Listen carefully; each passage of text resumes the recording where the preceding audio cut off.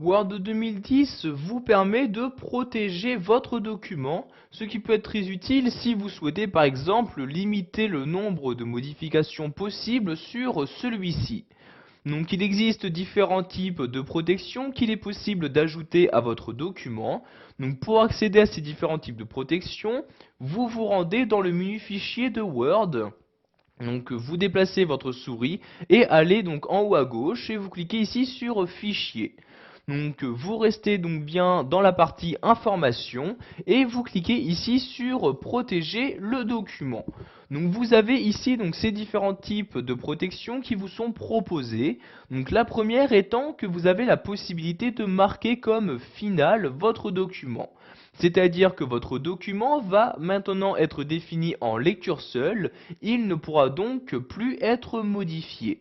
Donc pour marquer votre document en tant que final, vous cliquez ici sur la ligne en question. Donc ensuite, vous allez cliquer ici sur OK dans cette fenêtre pour approuver votre choix, puis encore une fois sur OK comme ceci.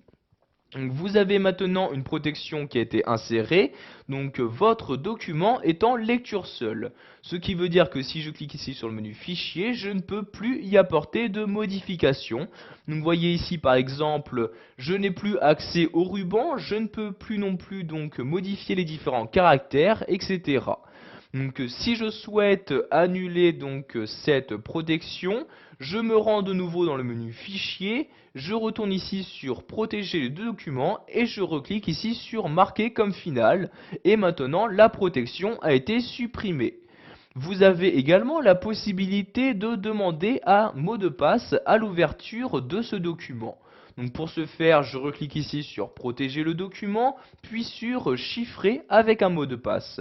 Donc dans la fenêtre qui vient d'apparaître, vous allez saisir dans ce champ donc le mot de passe que vous souhaitez utiliser.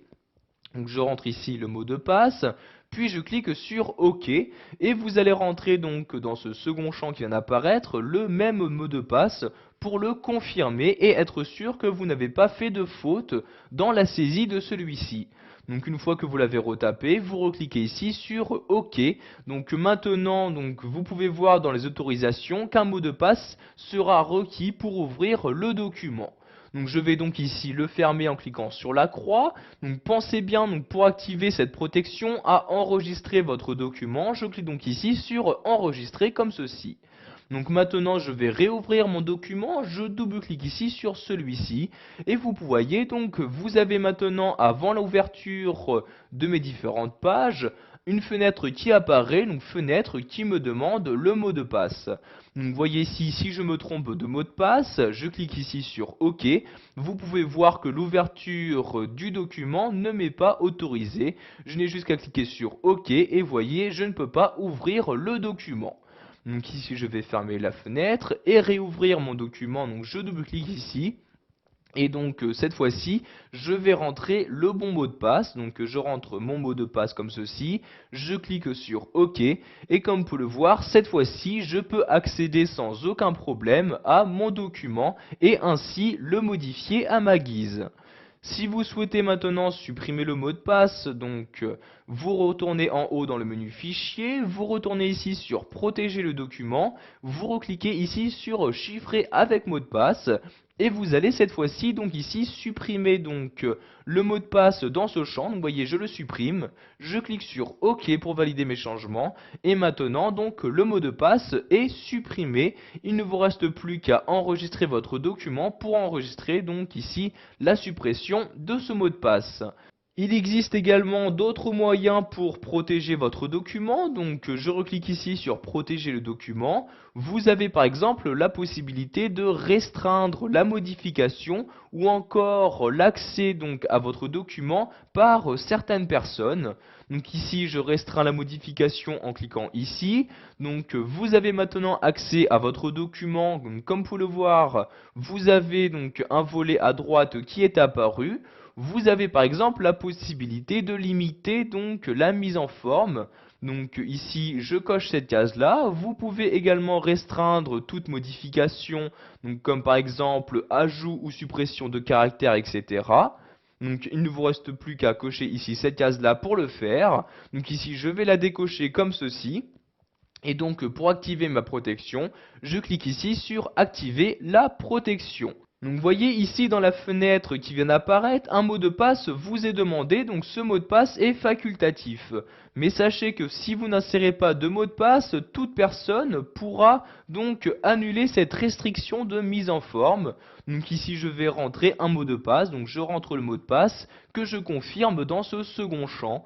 Donc je rentre de nouveau le mot de passe, puis je clique sur OK comme ceci. Donc maintenant, la protection de mise en forme est activée. Donc je peux par exemple ici supprimer des caractères. Donc vous voyez ici, je peux supprimer sans aucun problème ici des caractères. Mais si je souhaite modifier la mise en forme, donc par exemple ici, vous voyez que je n'ai accès donc à aucune modification de mise en forme, sauf les styles proposés donc par Word 2010. Donc pour désactiver la protection, je clique ici sur désactiver la protection.